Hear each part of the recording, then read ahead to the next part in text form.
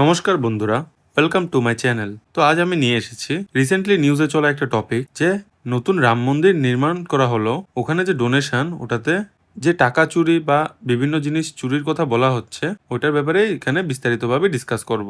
দেখো, এখানে এই কেস এতটা ইম্পর্টেন্ট কেন? কারণ আমাদের যে রাম মন্দির ইন্ডিয়ার সবচাইতে বড় ধার্মিক স্থান বলতে পারো। তো এখানে রোজ দিন বা প্রতি বছর বলা যায় লাখ লাখ যে ভক্তরা আছে, ওরা প্রচুর ডোনেশন দেয়, এবং এই ডোনেশনের মধ্যে ক্যাশ ইনভলভ আছে, দেন গোল্ড এবং সিলভারের অর্নামেন্টস ইনভলভ আছে, জুয়েলারি আছে, ফরেন কারেন্সি আছে, ডিজিটাল ডোনেশনস ও দে অনেক মানুষ, চেক দে।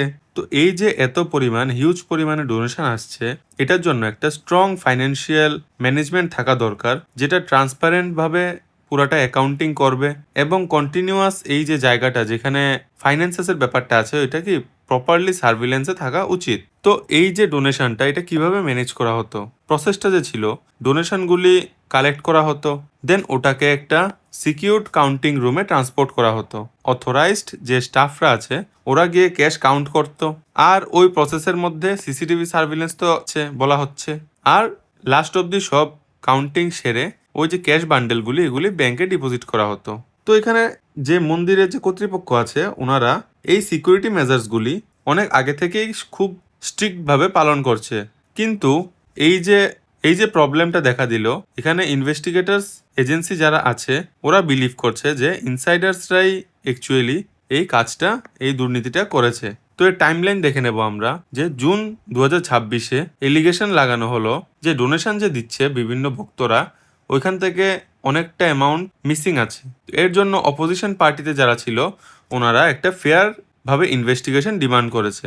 আর এর ফলে যে গভর্নমেন্ট আছে, ইউপি গভর্নমেন্ট, ওনারা একটা স্পেশাল ইনভেস্টিগেটিং টিম নিয়োগ করলো, এসআইটি যেটাকে বলা হয়।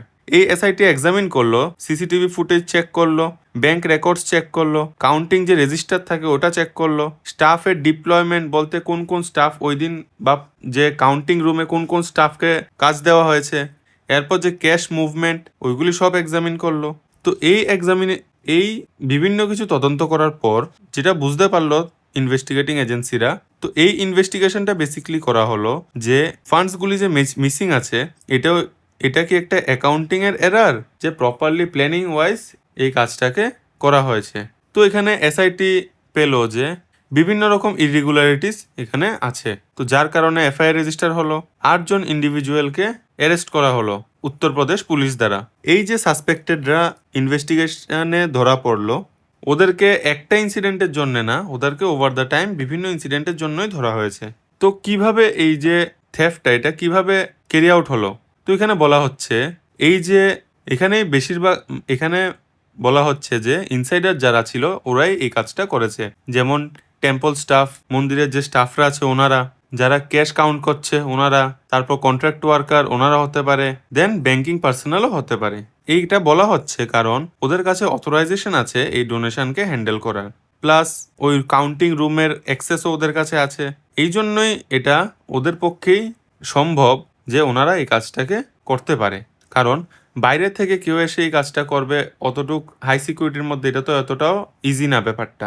দেন সিসিটিভি যখন চেক করলো, সিসিটিভিতেও অনেক ব্লাইন্ড স্পট পেলো। যেমন সিসিটিভি অনেক জায়গাতে এইভাবে কাভার করা থাকা যেতে পারে, যার কারণে প্রপারলি সিসিটিভি ফুটেজ আসেনি, কাভার করা ছিল। তো সিসিটিভি যেহেতু কাভার করা ছিল, ওইখানে কি একটু ব্লাইন্ড স্পট হয়ে গেছে, যে জায়গাটা দেখা যাচ্ছে না। তো এটা বোঝাচ্ছে যে প্রপার কোনো একটা প্ল্যানিং ছিল এই কাজটার পিছনে।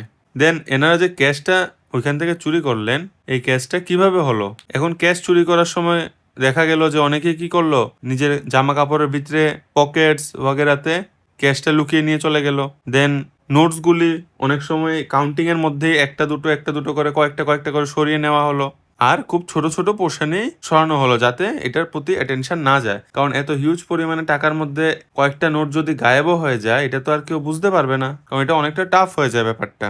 এটাই বলা হলো যে স্মল অ্যামাউন্ট যদি নেওয়া হয় কোনো বড় কাউন্টিং অপারেশনের মধ্যে, তাহলে এটা তো অতটা ডিটেকশনে পড়বে না, ওটা তো অতটা লগের সঙ্গে সঙ্গে তো এটা কেউ নজরে পড়বে না এই জিনিসটা। আর এখানে বলা যাচ্ছে যে টেম্পোরারিলি ফার্স্টে এই ক্যাশ নিয়ে কোথায় লুকানো হয়েছে। তো এখানে বলা যাচ্ছে যে ক্যাশ নিয়ে কি প্রথমেই যেখানে লুকানো হলো ওইটা হয়েছে টয়লেটে লুকানো হলো। প্রথমেই ক্যাশটা নিয়ে টয়লেটে লুকানো হলো, দেন কিছু ক্যাশ আবার টয়লেট এরিয়া থেকে পাওয়াও গেল। আর এই টয়লেট থেকে লুকানো টাকাটা যারাই এই কাজটা করেছে ওনারা ছোট ছোট পোর্শনে কি যাওয়ার সময় বাইরে নিয়ে চলে যেত, তো ডিটেকশনের রিস্কটা অনেক কম এতে। এইভাবে অল্প অল্প অল্প অল্প করে নিতে নিতে অনেকটা বড় অ্যামাউন্টে চুরি করা হলো। এই যে থেফটটা, এটা এত ডিফিকাল্ট কেন ডিটেক্ট করতে? কারণ এর পিছনে অনেকগুলি কারণ আছে, যেমন কি প্রচুর পরিমাণে ডোনেশন পড়ে, তো স্মল শর্টেজটা এটা অতটা গুরুত্ব দেওয়া হয় না বা বোঝা যায় না। দেন ওইখানে যে অথরাইজ স্টাফ, তারাই যে ওরা তো ট্রাস্টেড দেখে ওদেরকে এই কাজটা দেওয়া হলো। আর ওরা যে এই কাজটা করবে এটা তো কেউ কল্পনাতেই নেই। দেন সিসিটিভিতেও প্রবলেম, যে সিসিটিভি ফুটেজগুলি প্রপারলি চেক করা হয়নি হয়তোবা। কারণ এই যে ব্লাইন্ড স্পটগুলি পড়ছে কেন, এটা যদি আগেই তদন্ত করা হতো তাহলে হয়তোবা এই জিনিসটা হতো না। এসআইটি ইন্টারিম ফাইন্ডিংসগুলি আমরা দেখে নেব। তো এখানে পেলো যে অনেকবারই নেওয়া হয়েছে, সিসিটিভিতেও সাসপিশিয়াস অ্যাক্টিভিটি ধরা পড়েছে, টেম্পোরারি কিছু টাকাও পাওয়া গেছে। আর এটা প্রপারলি অনেকজন মিলেই একসাথে কোঅর্ডিনেট করে এই প্ল্যানটাকে এক্সিকিউট করলো। আর এই একিউজদের মধ্যে temple attendant, then cash counting staff, bank employee এবং যারা ক্যাশ বা ডোনেশন হ্যান্ডেল করে ওদের কথাই বেশিরভাগ বলা হচ্ছে, ওরাই একিউজড বলে ধরা হচ্ছে এখানে। এখানে এখনো বলা যাচ্ছে না যে এক্স্যাক্টলি কত টাকা এখান থেকে উড়িয়ে নেওয়া হলো। তো কিছু কিছু টাকা রিকভার করা হয়েছে, কিন্তু প্রত্যেক কিন্তু পুরোপুরি এখনো বলা যাচ্ছে না যে অ্যাকচুয়ালি কত টাকা এখান থেকে গায়েব হয়েছে। আর এই যে একিউজডরা, ওদের লিঙ্কে লিঙ্কে কিছু কিছু টাকা রিকভার করা গেছে, আর ওইগুলি কি এভিডেন্স হিসাবেও ইউজ হচ্ছে। আর এটা জুডিশিয়াল প্রসিডিংস বাগেরাতেও এভিডেন্স হিসেবে প্রেজেন্ট করতে পারবে কোর্টের সামনে। আলটিমেটলি জাস্টিস দেওয়া হবে। আর এই যে এভিডেন্স পাওয়া গেল, এখানে কি কি অফেন্সেস হয়েছে এটা বলা যাচ্ছে যে থেফট হলো, দেন ক্রিমিনাল ব্রিচ অফ ট্রাস্ট হলো। আচ্ছা, থেফট বলতে যে তুমি আরেকজনের প্রপার্টি থেকে উইদাউট কনসেন্ট বা উইদাউট পারমিশন কিছু নিয়ে চলে গেলে, যেগুলি মুভেবল জিনিস। দেন ক্রিমিনাল ব্রিচ অফ ট্রাস্ট, যে তোমাকে ওইখানে ট্রাস্টেড পার্সোনাল হিসেবে রাখা হলো কিন্তু তুমি ওইটার মিসইউজ করলে। দেন ক্রিমিনাল কনস্পিরেসি, দুই বা তার বেশি লোক মিলে এই যে ইল্লিগেল কাজটা এটাকে আঞ্জাম দিয়েছে in a planned manner. Dishonest misappropriation, তো ভুল কথা বলে কোনো একজনের বেনিফিট এর কথা ভেবে ভুলভাল বলা।